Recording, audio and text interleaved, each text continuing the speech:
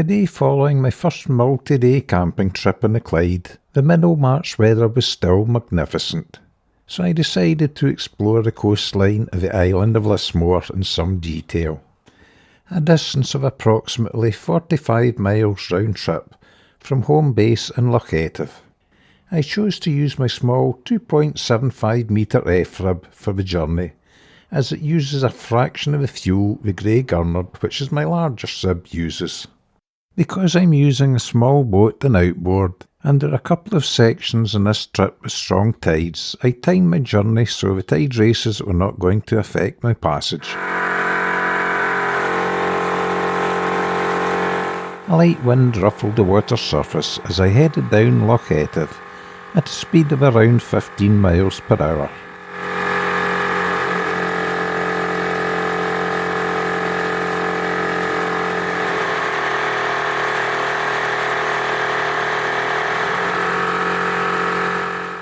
Although I enjoy the scenery of different places, I equally enjoy the familiar sights of my home.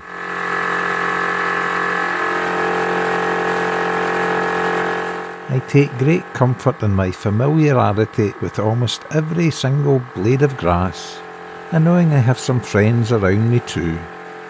The Falls of Laura, which run under the Connell Bridge, is the first major tidal section of my journey. However, I know when it's low water at Tinault, the tide race is not running here, and as it was also neap tides which don't have the height or volume of water flowing that spring tides have. Apart from a few gentle swirls, where different eddy lines agitate each other, the smooth sea surface of my passage was plain sailing.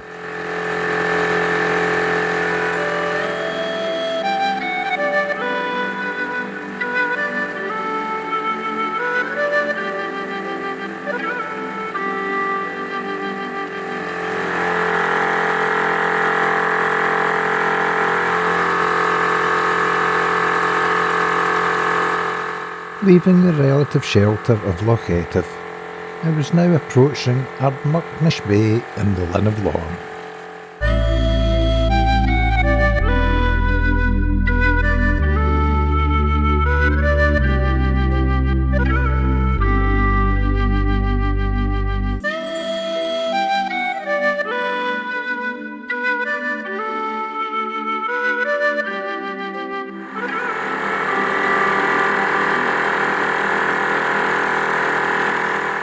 On reaching the Linn of Lorne, I was delighted to see the sea turn smooth as glass, as it can be an exposed place for such a small boat.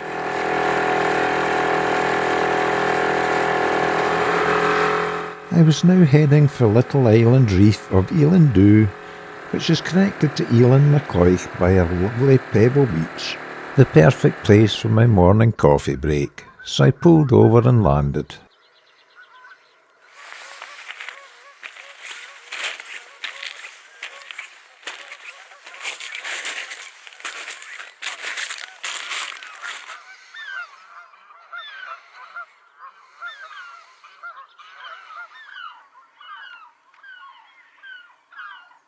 I sat in the warm sun, slurping coffee and listening to the sound of the sea and the birds, which for me is all part of a pleasant day's boating.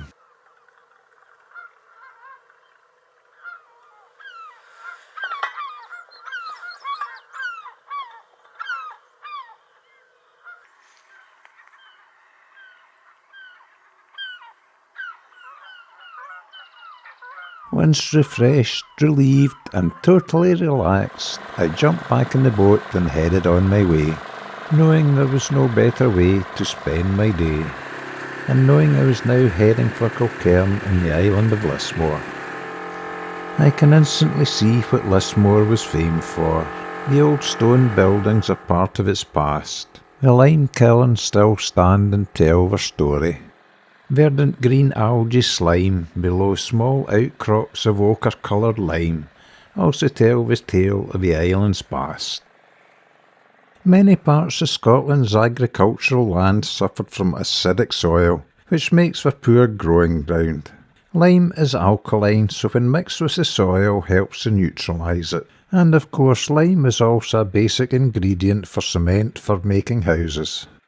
Lismore has lots of limestone, which was quarried and the lime extracted by heating it in large stone kilns.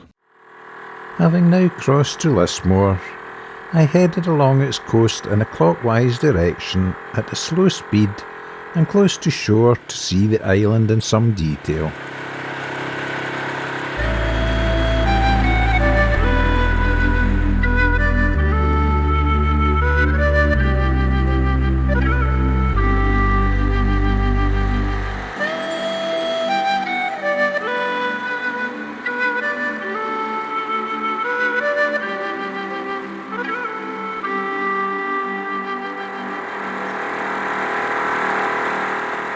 I noticed a small bay marked on the Ordnance Survey map, and it was called Millersport, so decided to have a land and look-see. Sure enough, a small stream ran past the gable end of a ruin, presumably a watermill, hence the name of Millersport. The boat was taking a beating on the beach in the swell, so I didn't stay around too long.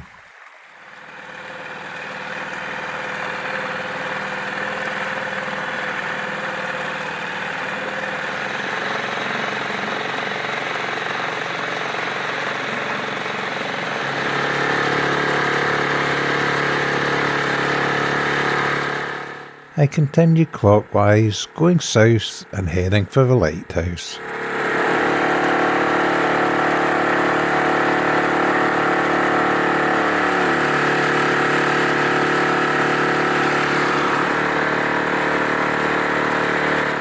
There is quite a significant tide flowing around the southern end of Lismore, but as it was neap tides and not in full flow, I hardly noticed it. Duart Castle and Island of Mull looks magnificent across the other side of the race.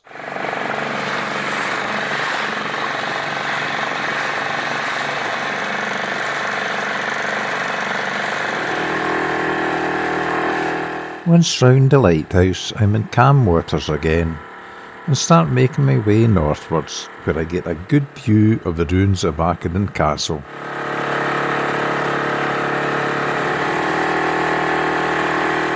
Then I turn west to follow the coastline of Bernard Island, which is connected to Lismore at low tide.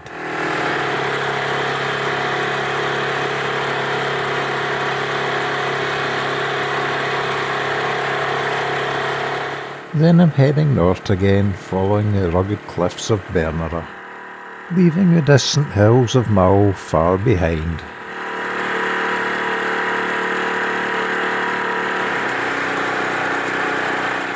Having arrived at the end of Bernard Island, I decided it was time to land again for an early lunch and a leg stretch, so I pulled over onto a lovely sheltered smooth stone bay.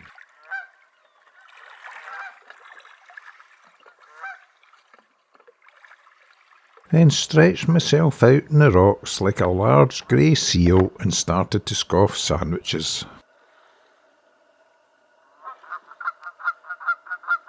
While admiring the lovely views.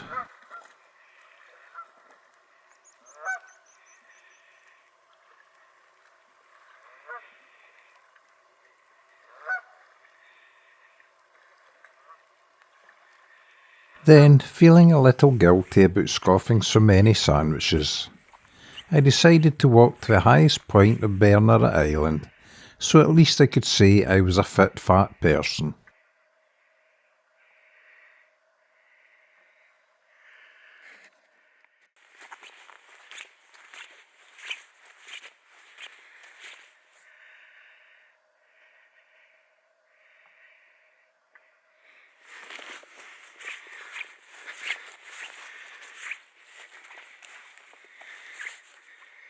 It was a truly marvellous March day, and the views over to the Morven Peninsula were magnificent.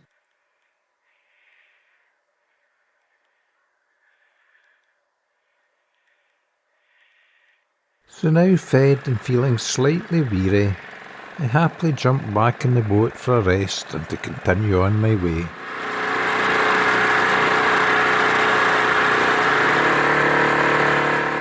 Initially I had to keep a little offshore to avoid entering a fish farm, but moved in closer once past it. I could now clearly see the cliffs around the old limestone quarry at Anseline.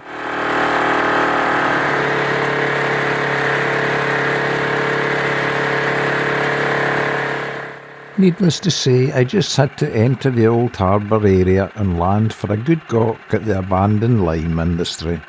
Around the start of the 19th century, the harbour would have been full of boats taking lime across to the mainland. The limestone was quarried from the surrounding cliffs, then put in the stone lime kilns between successive layers of wood. The wood was then burned from the bottom of the kiln, and the heat extracted the lime from the raw limestone. At least, that's how I presume it worked. The remains of the workers' cottages can still be seen around the site. And having satisfied my curiosity, I headed back to the harbour and my waiting boat.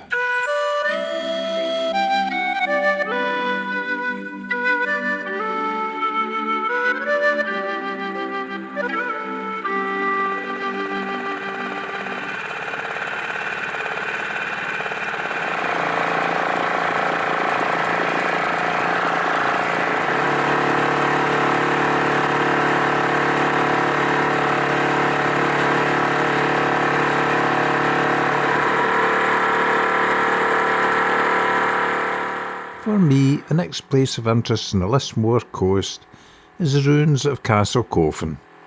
I didn't land this time as I was feeling rather lazy under the hot afternoon sun.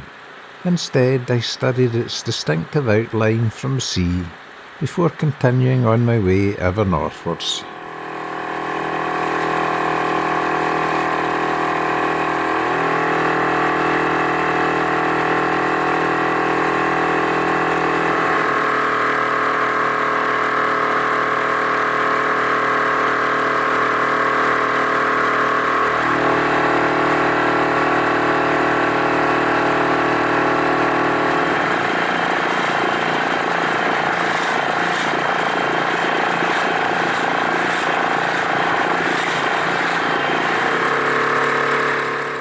I rounded the northern tip of Lismore and then proceeded to navigate the shallow reefs that protect the sleepy hamlet of Port Ramsay.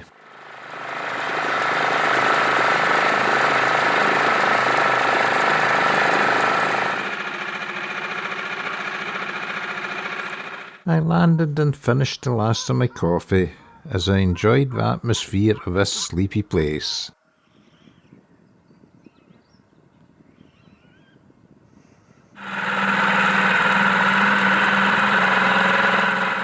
Continuing round the north of the island, I carefully passed some paddle boarders so as not to upset them.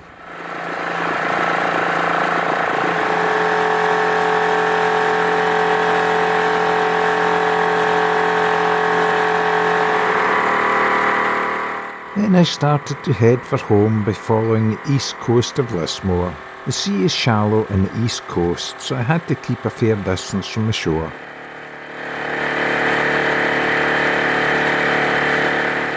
As such, I didn't see much to interest me, so when I finally reached Achnacois, where the main ferry terminal is, I crossed back to the mainland, thus completing my round of Lismore.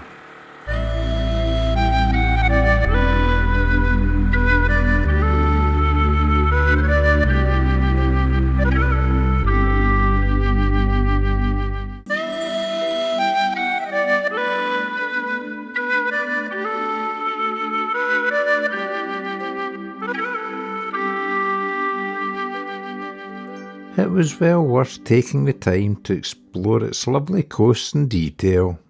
I hope you enjoyed the video and thanks for watching.